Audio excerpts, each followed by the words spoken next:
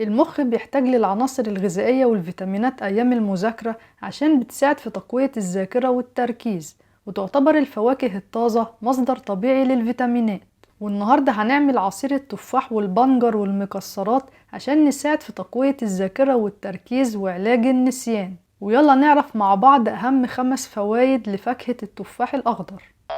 يعتبر التفاح الأخضر من الفاكهة المهمة اللي بتساعد في تحسين عمل المخ، عشان في التفاح الأخضر فيتامينات فيساعد في تقوية الذاكرة والتركيز في المذاكرة. وكمان في التفاح الأخضر فيتامين سي ومضادات أكسدة فيساعد في تقوية المناعة، وده له دور كبير في زيادة النشاط بالجسم وتقوية الذاكرة والتركيز. ومن فوائد التفاح الأخضر تحسين عمل المخ والأعصاب، عشان بالتفاح الأخضر مجموعة فيتامين بي. ويعتبر التفاح الأخضر بيساعد في علاج النسيان ومهم في الوقاية من الإصابة بالزهايمر، فيساعد في تقوية الذاكرة والتركيز. وآخر معلومة عن فوائد فاكهة التفاح الأخضر إنه مهم في تسهيل عملية الهضم وتحسين عمل الجهاز الهضمي، عشان في التفاح الأخضر فيتامينات. وأنصحكم ناكل كمية مناسبة من التفاح الأخضر في اليوم، وهي 1 أو 2 من التفاح، عشان أكتر من كده بيكون ليه آثار جانبية زي الإسهال والطفح الجلدي والدموع المستمرة. وبكده يبقى احنا عرفنا مع بعض فوائد التفاح الأخضر، وأهمها إنه مفيد في علاج النسيان وبيساعد على تقوية الذاكرة والتركيز في المذاكرة بإذن الله. وهنستعمل في عصير التفاح الأخضر البنجر. ويلا نعرف مع بعض أهم 5 فوائد للبنجر. يعتبر البنجر مهم في تسهيل حركة الدم للمخ، وبيساعد في توسيع الأوعية الدموية في المخ، عشان البنجر مليان نترات وفيتامينات. وكمان في البنجر حمض الفوليك المهم في تقوية الذاكرة والتركيز، وبيمنع الإصابة بالزهايمر وبيساعد في علاج النسيان. وكمان عايزة أقول لكم إن البنجر مهم في الوقاية من الأنيميا وفقر الدم، عشان في البنجر عنصر الحديد. يعتبر البنجر مهم في تقوية المناعة ومهم في وقاية الجسم من الأمراض، عشان في البنجر فيتامين سي.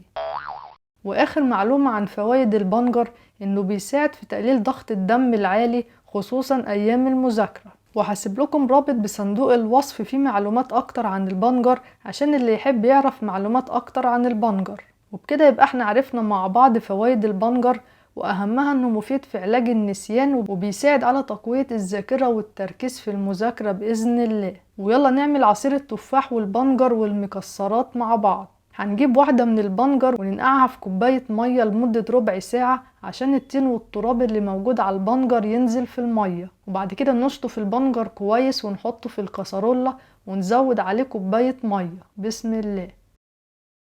وبعد كده نحط البنجر على النار 10 دقايق عشان يتسلق. وده شكل البنجر لما اتسلق، وهسيبه يبرد شوية وارجع لكم تاني.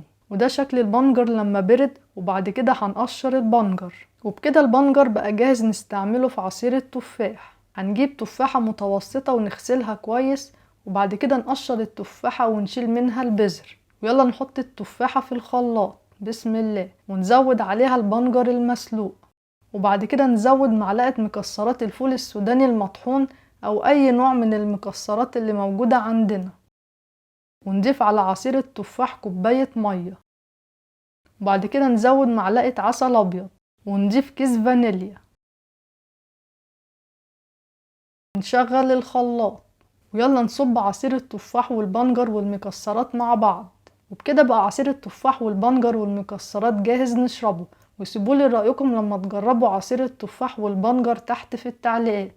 وبكده يبقى احنا عرفنا النهاردة ازاي نعمل عصير التفاح والبنجر والمكسرات عشان نساعد في علاج النسيان ونساعد في تقوية الذاكرة والتركيز ايام المذاكرة بإذن الله. ولو عجبتكم الحلقة اعملوا لايك وشير للحلقة مع اصحابكم عشان يستفادوا، وعشان القناة تكبر ويبقى فيها حلقات اكتر عايزين دعم ليكم للقناة. وما تنسوش تشتركوا في القناة وتفعلوا الجرس عشان يوصلكم كل جديد بإذن الله.